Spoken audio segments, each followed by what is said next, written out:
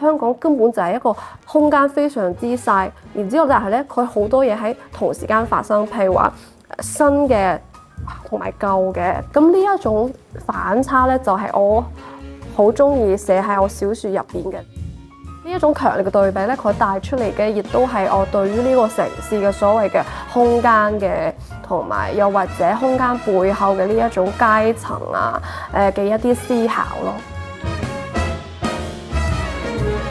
係懲教人 Cassie， 咁我係一個遊走於喺商業同埋文學之間嘅作家。我大學畢業之後咧，我係返咗10年嘅工，咁我係做過廣告啦，做過 marketing 啦，亦都做過記者，亦都做過大學講師。咁我就堅持咧喺放工嘅時間寫小説。咁我真正咧，我覺得自己係一個作家咧，就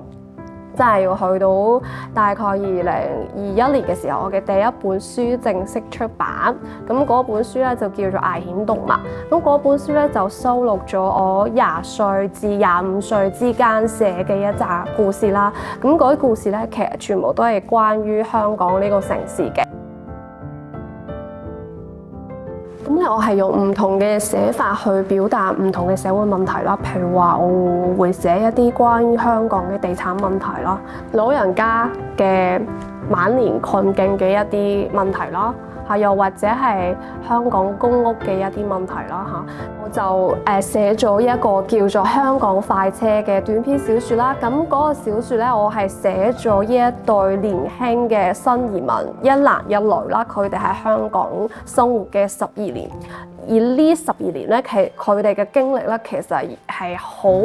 dramatic 嘅。但係咧，我就特登唔用一種好 drama 嘅語言去寫，我特登係一種好冷靜，甚至於係好似一種非虛構嘅手法去寫呢一個 dramatic 嘅故事。咁呢個書出版咗之後咧，我都收到好多嘅私信啦。咁尤其係一啲同我一樣喺香港嘅新移民啦，佢哋就話喺呢個故事入邊見到佢哋自己，覺得好有共鳴。有一段時間我好中意放工之後咧，我就特登去行街，然之後咧我就攞住電話亂咁即係拍 video， 跟住我就翻去會再睇翻個 video 入邊嗰啲即係陌生人佢哋嗰啲表情啊，或者有啲乜嘢好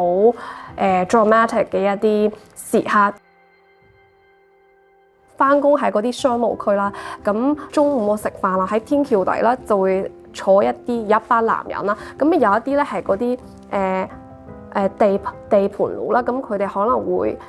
休息嘅時候咧就會特登唔着鞋啊，咁樣赤腳喺度休息啦。咁呢個時候喺隔離咧就會無啦啦坐一個鬼佬啦，佢係着住西裝打呔啦，即係好正經、好 serious 咁樣坐喺呢度就處理一啲工作嘅message。咁呢一幕咧，我呢個對比係超級之強烈㗎。而呢一種對比咧，我成日都會喺香港見到啦。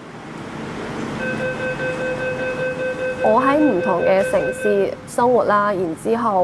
唔同嘅城市之間去搬屋啦。我細個嘅時候咧，就係喺一個武漢嘅市中心入邊成長㗎。我咧可能同其他嘅即係喺香港出世長大嘅香港作家唔同㗎，因為我係去到18歲先過嚟香港，然之後啱啱嚟香港嘅時候，我係帶住一種對呢個城市充滿好奇。